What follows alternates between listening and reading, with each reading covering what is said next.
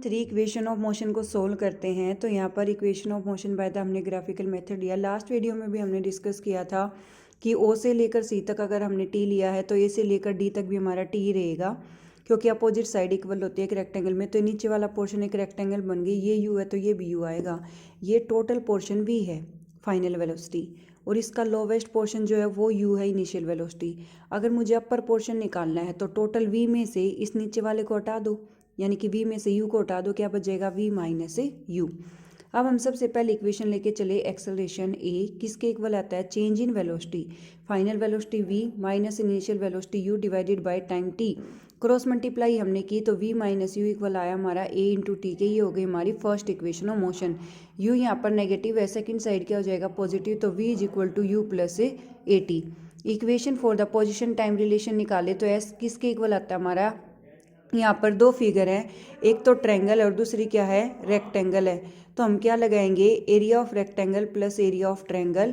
तो area of rectangle आएगा length multiply by breadth, और एरिया ऑफ ट्रायंगल आएगा 1/2 मल्टीप्लाई बेस मल्टीप्लाई हाइट। तो यहाँ पर रेक्टेंगल के लिए हमने जो कंसीडर की वो हमारे पास है यू और T, you into T plus 1/2 base multiply height. तो यहाँ पर बेस हमारा टी है और हाइट हमारी वी माइनस यू, तो u t plus 1/2 v minus u into t. अगर हम फर्स्ट इक्वेशन से टी की, यहाँ से टी की वैल्यू निकालें तो यहाँ से हमारी टी की वैल्यू क्या आएगी, v minus u divided by a. इस इक्वेशन से ये चीज़ बनाई जा सकती है। क्रॉस मल्टीप्लाई करोगे तो यहाँ पर टी और ए इंटरचेंज हो जाएंगे और टी की वैल्यू आ जाएगी v माइनस यू बाय ए। वही वैल्यू का हमने आगे जाके यूज़ किया है, s is equal to u t plus 1/2 v minus u को हमने क्या रख दिया a t, v minus u को हमने क्या रख दिया a t, v minus u equal to a T.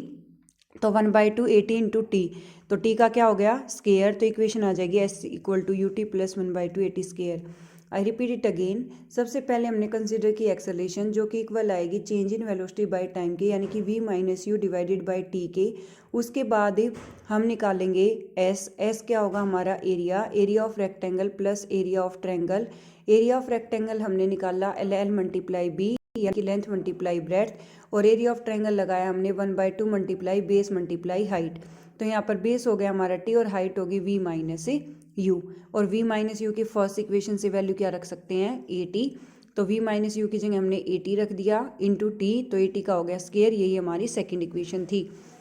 अगर हम थर्ड इक्वेशन ऑफ मोशन की बात करें तो s equal to area of trapezium बनेगा। इस फिगर को अगर आप ऐसे करके देखेंगे तो एक ट्रेपीजियम है, ये होगी हमारी पैरेलल साइड यू और वी, ठीक है, और हाइट क्या हो जाएगी टी। तो एरिया ऑफ ट्रेपीजियम का फॉर्मूला लगाएंगे 1/2 into a plus b into h, यानी कि sum of parallel side multiply by height 1/2 v plus u into height की जगह हमने रख दिया टी। तो टी टाइम की वैल्यू यहाँ से v माइनस यू बाई ए है, वो हमने यहाँ यूज़ करी, यहाँ पुट की a plus b a minus b क्या हो जाएगा a square minus b square divided by 2 into a 2a।